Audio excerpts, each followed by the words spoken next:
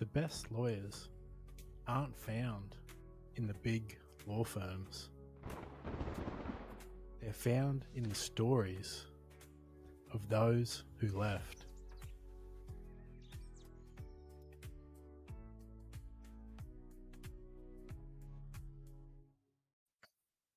Hello, listeners and viewers of this Sell Life for Lawyers podcast. I am darting across the pond, as we call it, or across the world, to be honest, tonight.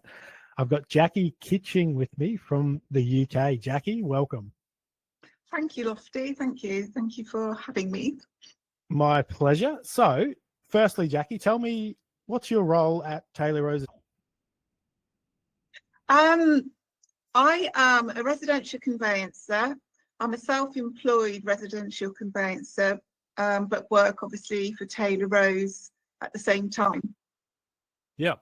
And let's go back to the beginning. I like to do this with everyone. When you were a little girl, did you dream of growing up and doing residential conveyancing, or what was your thoughts of what career path you would like to follow? Absolutely not. No, I didn't really have a particular career path. What I wanted to do was travel in my 20s and then just see what happened. And it wasn't until I stopped traveling, moved back home, that I did a computer course and did a GCSE law exam at the same time, which I did really well in. And I thought, oh, I really enjoyed that. That might be something that I would quite like to do. So it stemmed from there, really. Yeah. You got it. And so the travels, what was the working traveling or just traveling, enjoying life in the 20s? Yes, no, I worked on the QE2, the ship, for about 6 years, working in the reception area of the ship called the purser's office, and also in the crew office, dealing with all the crew members, their wages and things like that. So no, it was definitely a working, it wasn't just a holiday, it was definitely working for 6 years, and you work really hard when you're on a ship. Is it because it's sort of hospitality, like me and Courtney who have a hospitality background, but that's like hospitality on steroids, I would say, because you're on a ship and there's nowhere else for anyone to go. No, absolutely. I was a hotel officer, so yeah, it was to do with hospitality, a lot of it, dealing with the customers, dealing with all their complaints, if they had any, or, you know, and the accounts and stuff like that. Yeah. And so has that that background, I guess, in service, has that served you well coming into law and then coming into the conveyancing business? Yes, definitely. That is one area of my work that I really enjoy. I like the contact with clients, and I feel that is one of my strong points, is that I can that I deal with the clients in they always appreciate what I've done for them. So I do feel like I'm good at communicating, which has really helped with my job. Well, and I've seen, because there's always, particularly on LinkedIn, because I'm active on there, and there's always lawyers and solicitors complaining about it's always that stressful time at settlement. Have you had any exciting or horror cases, or, as we like to ask, any cases worth a Netflix documentary? Yes, I mean, I have had a couple of times where, let me have a think. There was an issue that came up on a file which I thought, I really need to sort that for the client. I don't want to let it go. So it did delay completion by a couple of weeks, but I was really glad that I stuck to my guns and did it, and the client was really happy with the result as well. Was it like a deeper dive on a search or something where your gut said there was something wrong, like something that could go wrong with the sale, or? Yes, it was something like that. It was to do with, I think it was to do with rent charge on the property, actually, which I really felt needed to be removed from the title, and the client agreed. So that's what caused a bit of a delay, but my client was happy about it. But of course, the rest of the chain were a bit put off. Yeah. Everyone's waiting to be paid at the end of it. Yeah. Understandably. And so what is the, I guess, pathway for conveyancing? Like with what you do now, was there further education and then training? And what sort of firms did you do your training in? Well, I followed the legal executives course, which I did whilst I was working full time. That was the route that I took. It's not a law degree, but it's, you know, a well-known, accepted qualification to be a fellow of the Institute of Legal Executives. So that was the route I took. As I say, I was working full time as well, so it took me about 5 years to do in the end. Yeah. And so working full time, were you working in the legal industry at the time or outside the industry? Yes, I was working in a law firm. When I moved to Bristol, I moved around different firms, and then there was one particular doing secretarial work actually. And then when I was with one firm, they said, would I like to do the Institute of Legal Executives course? So they paid for me to do that whilst I was working full time. Oh, nice. And so what is conveyancing, what else can you do with the legal executive?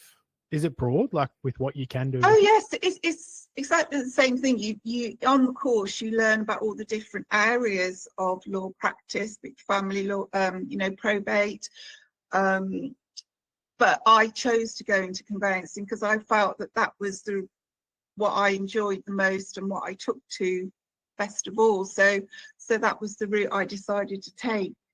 But yeah, you do learn about all the different areas and then choose an area that you would like to go into. Yeah, nice. And so that firm, you said 5 years there, what happened before, and when was the time where you decided, I think I want to do something for myself and enter the consultancy life? What was the in between that firm and Taylor Rose? All right, well, I've worked since I did my legal executives course.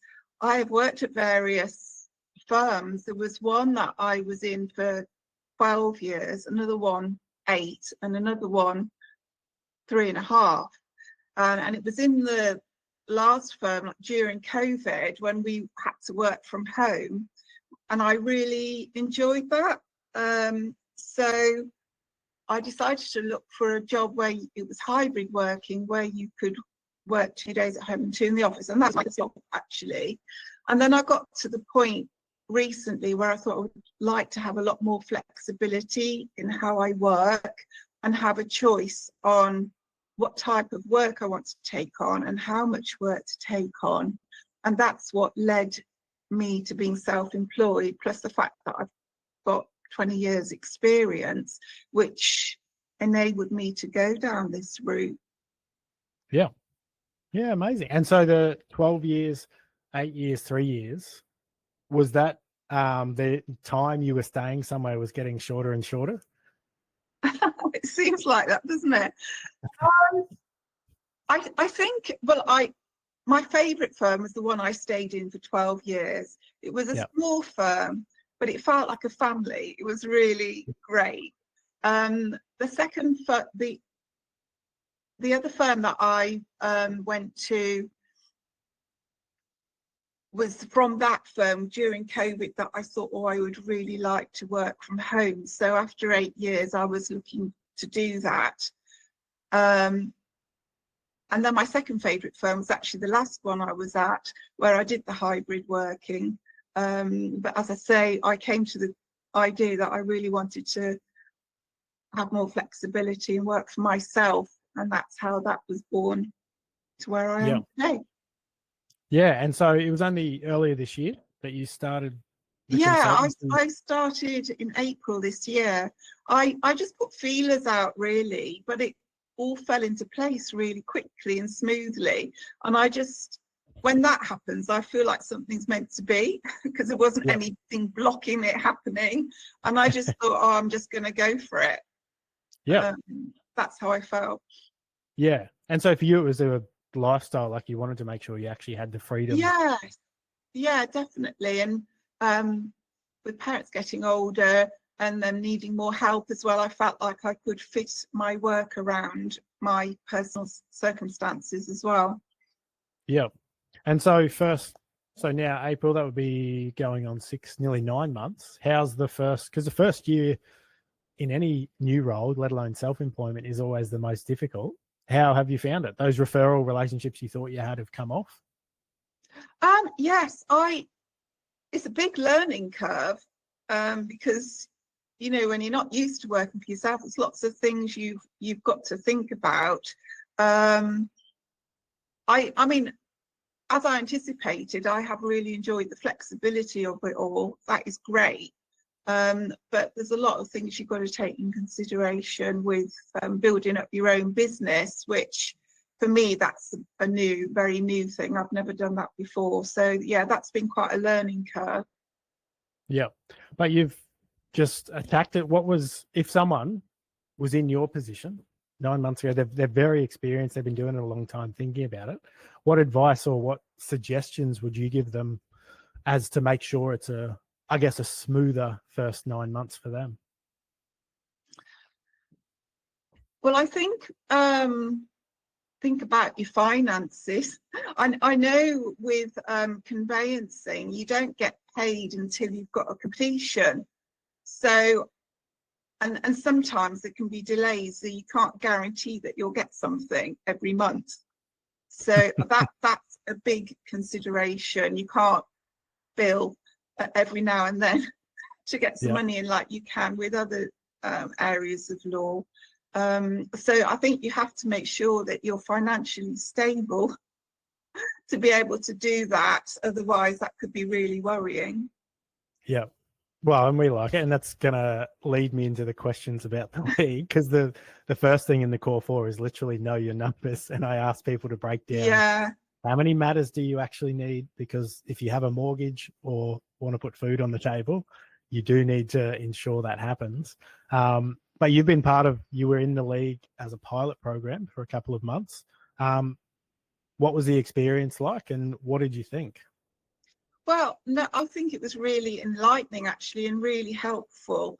And also, as you say, you have quite a number of spreadsheets, but that is like really useful because that's not something I would have previously thought about particularly. So that's a really important part, I think, of the business development side of it, so that you can gauge where you are and monitor how things are going. So yes, I think that's really, really useful. And obviously, I know that I have got to do this yet, but update your profile on LinkedIn and make things. You've got to really sell yourself, basically. Yeah. Which is it's a turnaround. But how have you found? How's your confidence in putting yourself out there? Like you've done quite a few matters since you've started at Taylor Rose this year, haven't you? Yes, I have done a few. And now that I'm going on to the new system, I'm going to really take on board everything you said and put it into practice, as I'll be going on to the new system in January, which will really help progress things for me. I've had quite a few. I mean, all of my matters actually have been from word of mouth and recommendations. So that's how I've got my my clients so far. Yeah. And I'm just hoping that will continue. Yeah. Well, and it only will inside the league. For anyone who joins later, Jackie was known as the queen of reviews because she was getting 5-star reviews, it seemed like, at the end of every completion. But for you, has that helped, I guess, build your inner confidence that, oh yeah, clearly I can do this because other people are saying I do it well? Or do you still have those doubts of, am I the best person for this job? No, yeah, I mean, clearly it does boost your confidence when you get really lovely comments. So, and it definitely gives you confidence to move forward. Yeah, definitely. And I like to ask anyone who has had a long stint in an employed job, has there been any second guessing, or maybe I should go back to a stable 9 to 5 where I commute and go to the office and follow the normal employed role since you started? Well, I think I've got so used to working on my own now. I mean, it doesn't bother me. I mean, some people might find it difficult not having that contact with people in the office, but it doesn't bother me. And I think I like the flexibility too much to be able to go back now to working in an office. I think if someone wasn't financially stable, they would certainly think, oh, perhaps I ought to go back and work in an office. But I really don't want to go back down that route again. Yep. No, and I like that. There's a few reasons people really get into business development and selling. Some people it's because of pure necessity, and some people it's just because they start to enjoy it and realize, oh, I'm actually pretty good at this. And the word of mouth as starts building is wonderful to see. I mean, I have got more confidence now to really promote my business. So I don't want to give up on it either. And so on that, what's your target? What's your niche? What's your focus for 2026? And who do you service? Like, what's your target clients that you want to service? I'm going to, I do have a couple of estate agents that send me work. So I should be in contact with them, and also contact some mortgage brokers to get some more work going forward. Put posters and flyers around the area to promote my business as well. I would like to concentrate on higher end properties in the local area. So that is what I'm going to be focusing on going forward. Yeah.